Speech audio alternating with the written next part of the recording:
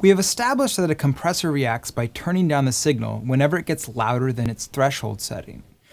But just as it takes you a few seconds to turn down the volume of your TV when those loud commercials come on, and a few more seconds to turn the volume back up when the program returns, a compressor takes time to react to a signal also.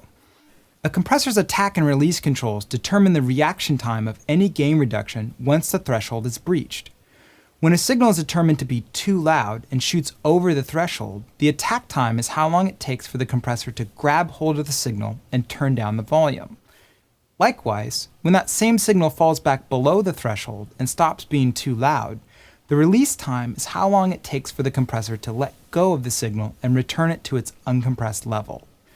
While it might take you 5 to 10 seconds to grab that remote and adjust the volume on your TV, compressors generally work much faster, sometimes even reacting instantly to the incoming signal.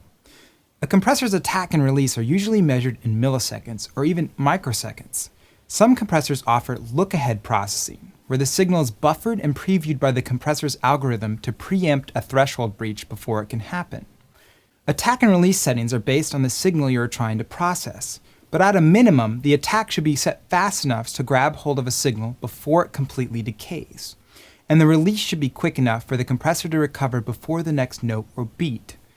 For example, if the compressor is set for too long of an attack time, the signal might sneak through completely before the processor has time to grab it, kind of like trying to catch a ball after it's already passed through your arms.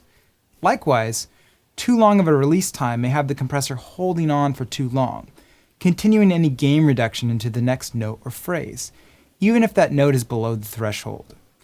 Definitely watch out for this with percussive signals like drums that tend to have very short decay times, sometimes well under 100 milliseconds from attack to complete decay.